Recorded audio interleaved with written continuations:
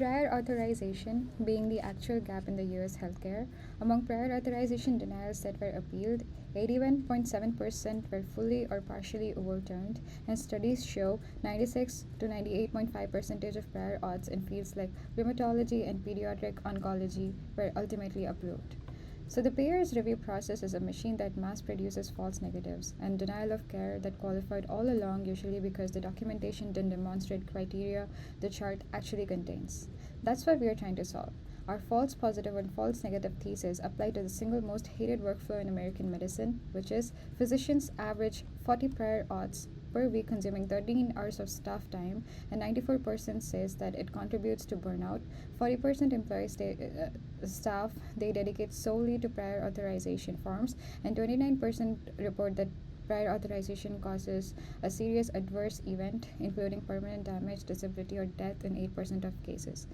So, the total system costs around roughly 93 billion annually, and we are trying to solve that. It's not an AI that submits a prior authorization form for you, but it runs a pre-check whether this particular prior authorization form for a particular um, patient is going to be approved or denied or not.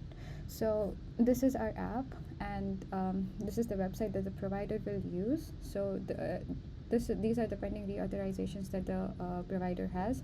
So Grace T is the patient.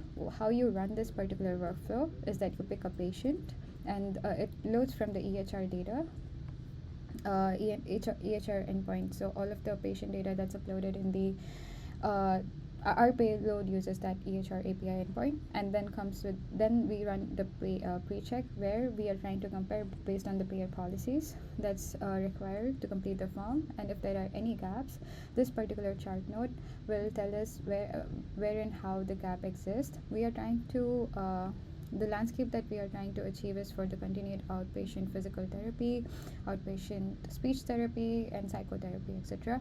So this is the landscape that we have narrowed down to for now. So we also have the payer policy document that we are getting from Tavily. This is the document that gets uploaded from the Tavily. We are fetching it from the Tavily API key, and we have the patient chart for, say, Grace T. She's a 71-year-old female. Her payer is United Healthcare. Her visits, any other goals that she has, and what is the objective for this particular provider to ask for prior authorization for that treatment. Now let's run the pre-check.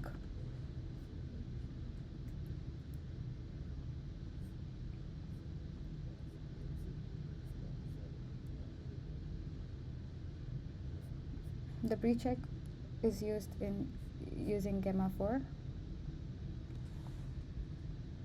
and it is trying to check the whole documentation. So it's first checking whether the individualized plan is having the well-defined functional goals, objective, and whether all of those interventions on the file has been updated or not. And also next it checks whether it has all of the objective measurements, and then it checks the treatment goals, and we can see that in the chart too. It shows it in the chart, and it is trying to check whether there is patient engagement, but then it needs documentation, so we are trying to fix this gap.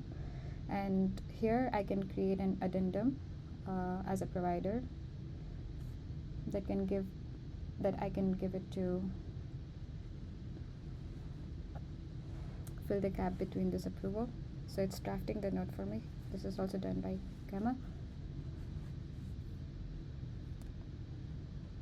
Yep, so it has drafted the note for me, and it has provided that I have provided comprehensive instruction on a home exercise program to support the patient's recovery following left total knee arthroplasty. Grace is currently adhering to a daily regimen between visiting consisting of quadriceps, etc., etc. So I can just approve and insert this into chart.